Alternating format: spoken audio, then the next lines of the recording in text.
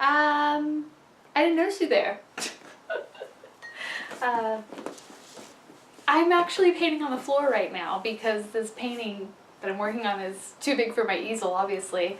I was given a couple giant panels, wood panels to work on. So I started this one, and I've got a good amount of progress on it. And I just noticed I hadn't really been putting out any videos as of late, so I wanted to do kind of like a catch-up kind of video with you guys, show you all the different things I've been working on, clue you in. I hope you are enjoying the beginning of summer, or if you're across the world, the winter. I hope you're staying cozy. Yeah, I'm probably just gonna unmount the camera and kind of walk around and show you a couple different things I've been working on. I hope you enjoy this little art project tour, if you will. Here's a nice wide establishing shot of my art cave. You can see for yourself what kind of mess it has become ever since this giant panel has made its way in. But it's kind of nice. I kind of like the way that I ended up setting up how to paint this thing. I don't have an easel to paint this thing on, and as you can see, my walls are covered. I can't necessarily hang this thing and paint it, so I just have it propped up against my desk, as you can see. And I've put a piece of board down so that I'm not getting my carpet all painty, and nice little cush for my toots, you know. My butt falls asleep very, very quickly, so I have to have something nice to sit on. And my usual setup is I kind of sit here and drink my tea and watch something on my laptop. Lately it's been Crimson Peak, pretty much on rewatch. And yeah, here's my acrylic paints and my palette and my water cup and all my brushes. And then I have over here, this is my rough color concept that I did in watercolor for this panel. As you can see, it's turning out quite different from my rough, for my color concept in watercolor. But it keeps changing. I painted out this arrow that was going through the moon crystal goddess head, and it's really still in the very beginning stages of painting, but you know, I'm not really used to working on a wood panel. I really do prefer canvas, so this is a little bit interesting to be working on wood with acrylics and brush.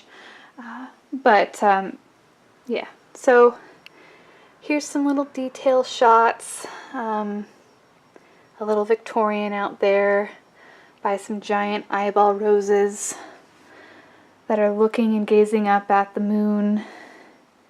And then we have this giant green serpent who has come up out of the depths of the water here and surrounded this island that has a big Victorian tower that's all aglow in the night. So what I'm noticing as I'm painting this is that I think it's going to end up a very dark painting. I need to put in a lot of shadow, a lot of deep, dark shadow. I have hardly any at this point. It's all kind of mid-shadow. So I'm almost thinking I'm going to end up vignetting the entire painting in a lot of black and dark purples and dark blues. And I think the buildings will also end up in the building and the little island out here. And, you know, this blue field, which is supposed to be land, I think that's all going to end up very dark and black. And I want to do a bunch of stuff in the sky. I'm just not sure what yet. So we'll see how that develops. I might do kind of a Starry Night thing. I might add more creatures flying through it. We shall see. I'm just having fun, leisurely painting this. This is not a commission. I'm not doing it for a show, so I kind of just can do it on my own timeline, which is awesome. I can just do what I want. So there's that project. So speaking of art that I've made just for myself, here is a little mini mural I did in my patio garden. It was really hot a couple weekends ago, and I was just sitting out here drinking cup after cup of hibiscus iced tea, and feeling sorry for myself, and wanting to be out painting, wanting a mural opportunity. So I gave myself one.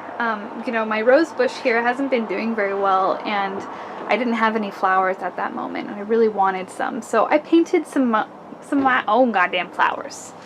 And of course they have eyeballs, you know.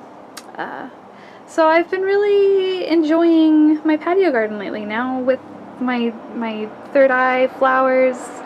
It's perfect. It's perfect. I'm really happy I did that, and I don't know why I didn't do it earlier. I get some close-ups. See, here's my sad rose bush, and gosh, it's so noisy out here. Sorry about that. Lots of details. So yeah, I just painted it with my acrylic paint and you know, using my brushes.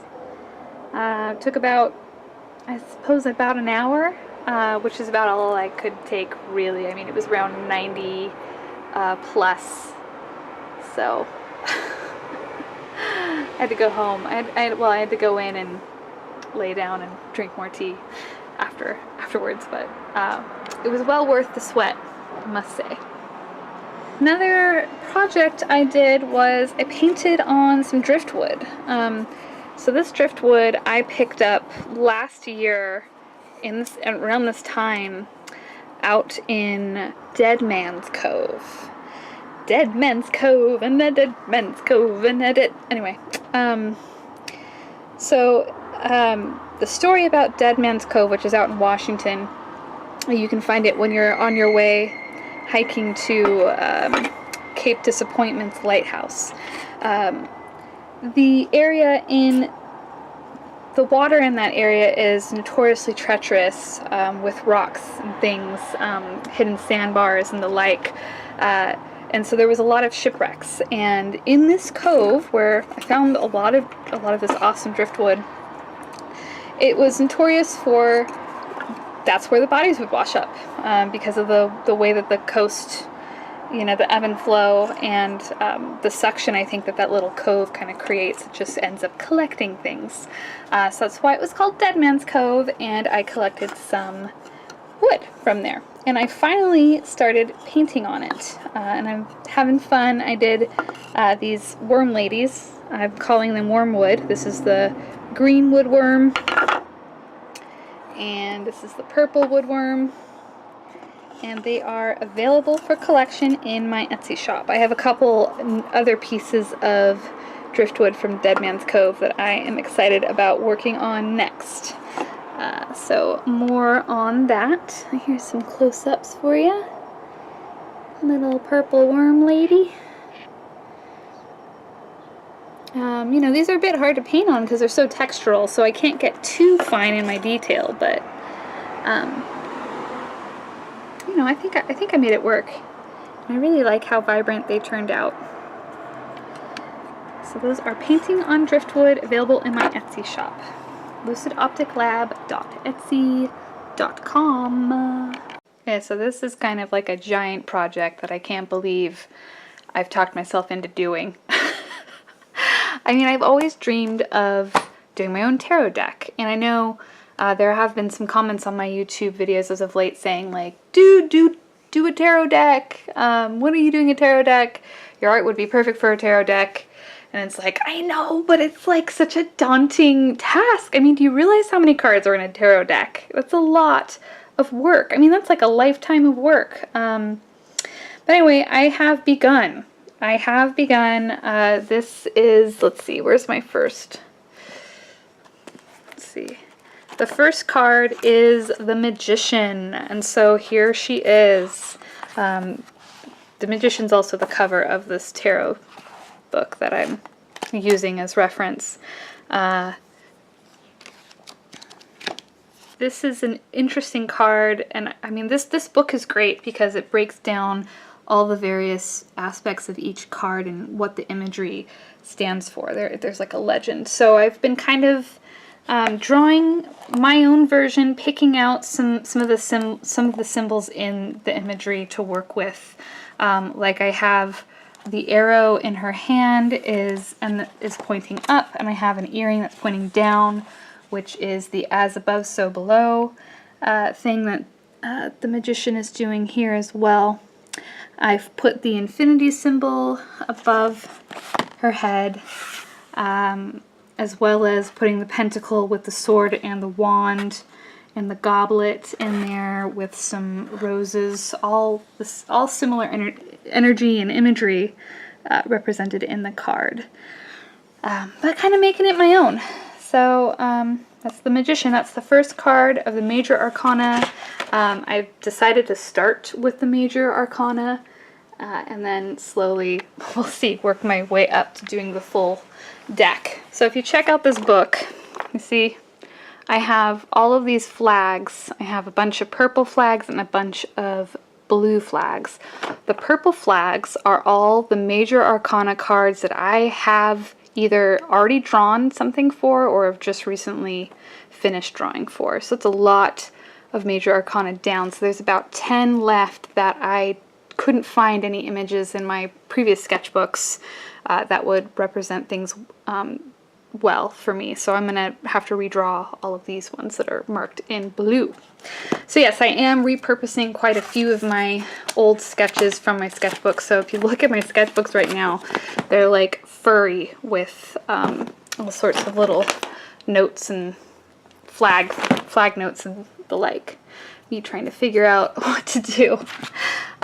Here is card 2 of the Major Arcana, which is the High Priestess. So I have her, the Crown of Isis there. She's holding a book of knowledge. She's got the moon. She's got the 2 towers. There's palm trees in the background representing fecundity, fertility, abundance. So that's done. And then the next card of the Major Arcana is the Empress, which is one that I've just decided that I kind of want to use. This is Queen Amidala. I drew her. I just really always wanted to do something with this, and I think she would work well for the Empress card. Again, like, I'm not trying to be super traditional. I'm just kind of having fun with this, and I think a lot of my weird, wacky, whimsical goddess imagery is going to work really well with these cards. So I think she will do well. She will do nicely for the Empress card. I didn't have any drawing for the Emperor, so I just finished this. This is gonna be the basis of my Emperor card, which is the very next in the Major Arcana. So a lot of the imagery in the Emperor are like ram's heads, so I kind of did these spirally things representing something like, you know, the ram horns, and he's holding this sphere of wisdom. He's got this symbol, which is the male symbol.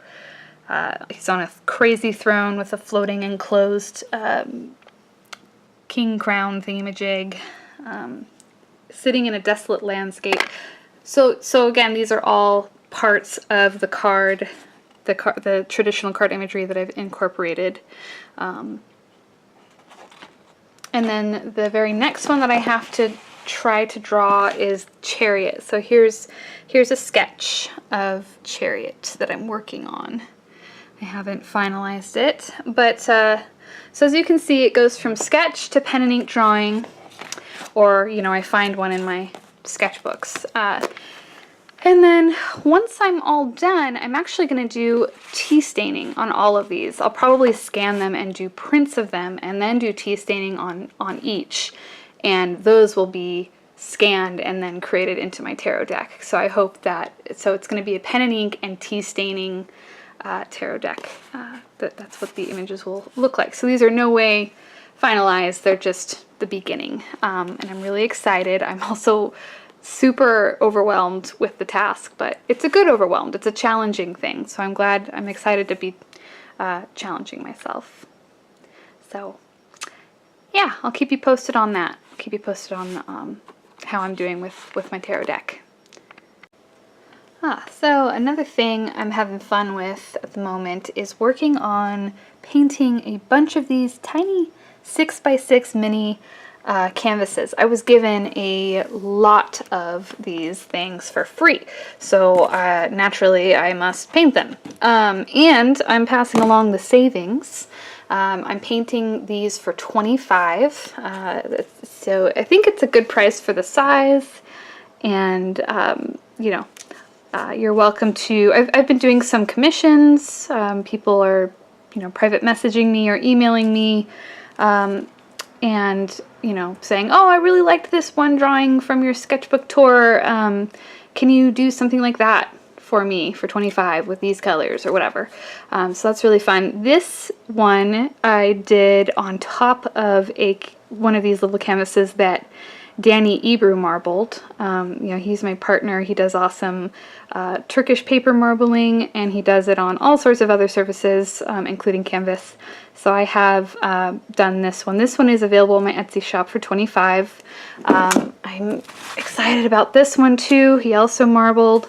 I really love collaborating with him. I wish we did it more often. But yeah, I also have a lot of blanks, so I have a lot of painting to do, and if you want to help me figure out what to paint by commissioning some of these, again, these are $25 each. So check out my Etsy shop, which is lucidopticlab.etsy.com, if you want to snap this one up for $25, or send me a message about something custom. I mean, this isn't even half of what I have. I'm showing you. I have a bunch of these things that I need to do stuff on. I mean, look at them. They're like full of these, they're like little packets of potential. You know, so much potential energy. Woohoo! Thank you for watching. Don't forget to like, subscribe, comment. You know the drill. And more videos soon. I think I'm actually going to record another one today. I haven't done a Mermaid Witch in the Wardrobe in a while, and I've been getting a request to do that. Plus I just scored some really cool things in an estate sale, so I think I'll just do my estate sale score as a Mermaid Witch in the Wardrobe episode. So stay tuned for that. And as always, you can collect my art at lucidopticlab.etsy.com. I have quite a few things, as I mentioned previously, up for grabs, recently up for grabs. And then always you can support me through my Patreon account, which is patreon.com/ChelseaRoseArts, where I release exclusive monthly coloring pages along with Etsy coupon codes and more. And I just really appreciate your support, and you know, in any way you can support, even if it's just watching and subscribing or liking and commenting or sharing with a friend, or, you know, just whatever. Thank you. You know, I post pretty much on the daily on my Instagram, which is @LucidRose. I usually push those posts through to my Facebook fan page, which is Chelsea Rose Arts, and to my Twitter, which is @LucidRose. Blah! There's so many profiles. Anyway, fare thee well. Bye.